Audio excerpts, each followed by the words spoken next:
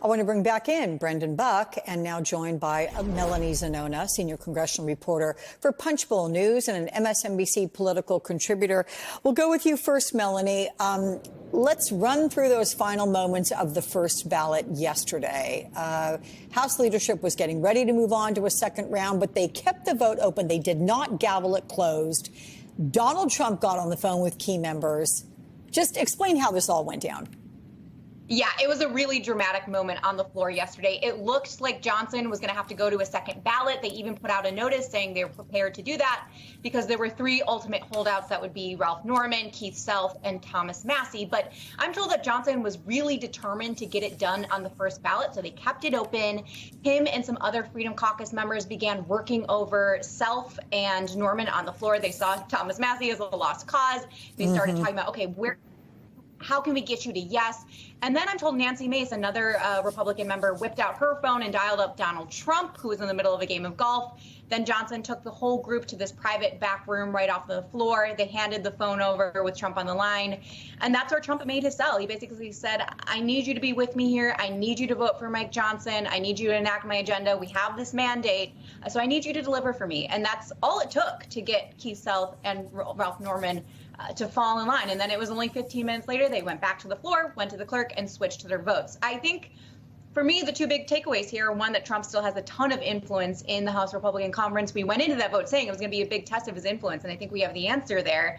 But number two, the fact that Johnson needed Trump to get himself over the finish line shows just how difficult governing is going to be for him in these months ahead as they try to enact this very difficult process that Julie was talking about, reconciliation. And keep in mind, they're about to lose even two more members when Elise Stefanik and Michael Waltz, two current members, leave to go for the Trump administration. So it's just going to be incredibly tight margins and a really tough road of governing ahead here. Yeah, and Johnson has really begged the president-elect, please don't poach anybody else. I really can't afford it. Technically speaking, they can't. Okay, so Brendan, Johnson got it done. The vote had its hurdles. Given the minuscule majority lead, though, is anything going to come easily for Speaker Johnson over the next 2 years? Yeah, it's a tough job in any circumstance. And I just think we need to appreciate the narrow majority. I mean, every recent speaker has lost votes on the floor at some point in this election, the speaker election. It's just the nature of the small majority that he has, and it just reinforces that there is no margin for error in anything they do. And it's going to require these members to appreciate that they have to stick together or they get nothing. It's as simple as that. They stick together or they get nothing. Now, they've got big ideas on things they want to do on immigration and on taxes, and they're trying to figure out the best path ahead to do that. But all of those paths require every single one, but maybe one vote sticking together to get those things done. And now, we were talking about a simple question of who should be speaker. Now we're going to be talking about complex tax trade-offs, fiscal trade-offs, the complexities of immigration policy. All of these things, people have very strong opinions on it. And it seems that you still have some people who are very, self-centered. Their view, whatever they think is the only thing that matters. And if they don't correct that worldview and realize that if they don't give a little, they get nothing, this could end up being a very unproductive waste of a Congress. Can I ask you, though, to mine your experience as the press secretary to former House Speaker John Boehner, whom I recall rather infamously said that working in that position was like herding a bunch of cats with regard to how he looked at the Republican Party. That was when the rise of the Tea Party was underway. Can you compare the tenor of that time with what we see now? Well, I think it's all somewhat related, but where we are now is you have a lot more people who see themselves as free agents. The Boehner era, we certainly had some people. It was the sort of the beginning of the Freedom Caucus era, and some people realizing that, if you go off and you fight with the leadership, you can make a name for yourself, and maybe you can raise some money and you can get on some TV, and that works for you.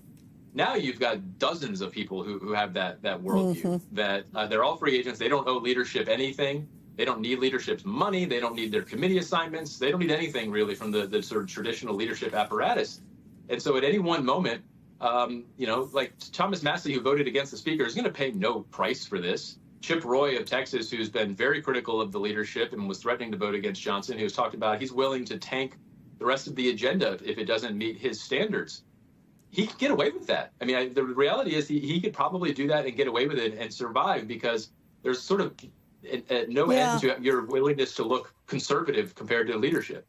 And I want to pick up on that with you, Melanie, because when you talk about people making a name for themselves, I think about Lauren Boebert and what she did when she cast her vote for Johnson. She exclaimed, "Don't let us down, Mr. Speaker." Given Boebert's reputation, was that some kind of a warning?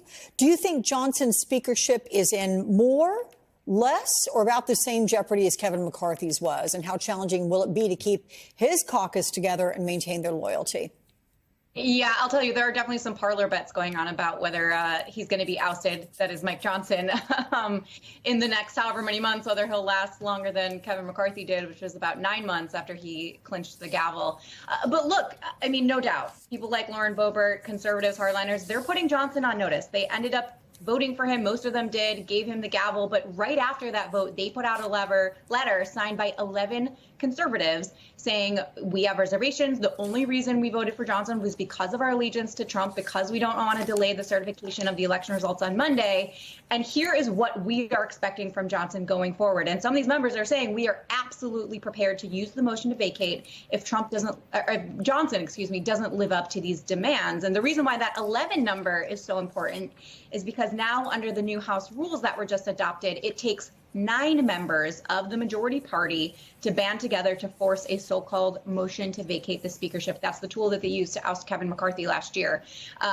So that is just an example of how they're prepared to use their leverage going into all of these high stakes negotiations, not just reconciliation, but also funding the government. That's just around the corner in March. That's going to be a huge, huge task for the Republicans to get through that with their slim majorities. Yeah. All right. As I've said a couple of times recently, buckle up, everybody. All right, Melanie and Brendan, good to see you both. Thank you so much.